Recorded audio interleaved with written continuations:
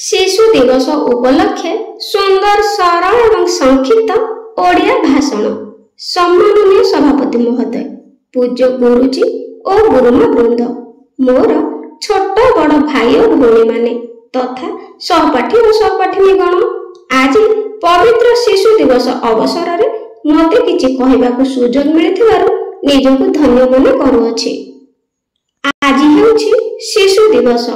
भारतर प्रथम प्रधानमंत्री पंडित जवाहरलाल नेहरू को जन्मदिन।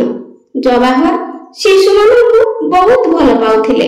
से कुनी कुनी पिला मानक भितरे भविष्यत भारत को देखि पारुथिले। से कहूथिले, जदि आमे वर्तमान शिशु मानक उपयुक्त जत्न नै तांकु उचित मार्ग रे नेबा, तेबे आमे एक सुंदर भारतर परिकल्पना करि परिबा। कारण आजिर शिशु आसंता कालीर भविष्यत। सेथिपाई से तांको जन्म दिवसटी को शिशु मानक उद्देश्य रे पालन करबा पई परामर्श देथिले। तेणु एही दिनटी को शिशु दिवस रूपे पालन करा जाय। पंडित जवाहरलाल नेहरू स्वाधीन भारतर प्रथम प्रधानमंत्री थिले। से 1899 मसीह नवेम्बर मास 14 तारिख रे जन्म ग्रहण करथिले। तांको पितांको नाम मोतीलाल नेहरू और मातांको नाम स्वरूपा राणी थिला। से बिलातरू आईन पास करथिले।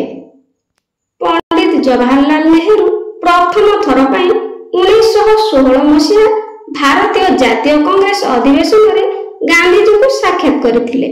नेहरू गांधी को ठारो 20 वर्ष सान थिले।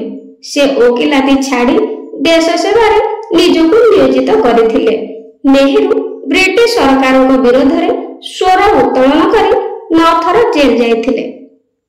1964 मसीहा मे मास 27 तारिख रे पंडित जवाहरलाल नेहरू शेष निश्वास त्याग करथिले। से शिशु प्रेमी थिले। तेणु तांको जन्म दिवसटी को शिशु दिवस रूपे पालन करा जाय। आसंतु आज आमे समस्ते एही पवित्र दिन रे शपथ नेबा जे पाठ पढ़ारे मनोनिवेश करिबा, बड़ मानकु सम्मान देबा एवं जने भल मनीष होई देशर ना रखिबा। शेष रे मु समस्त गुरुजी और गुरुमा एवं पितामाता को धन्यवाद देउछि, जे माने हमकु एते भल पांती एवं आगो को बढ़िबारे पथ देखाई थांती। मु एतिकी कहि मोर वक्तव्य शेष करूछि। जय हिंद, जय भारत।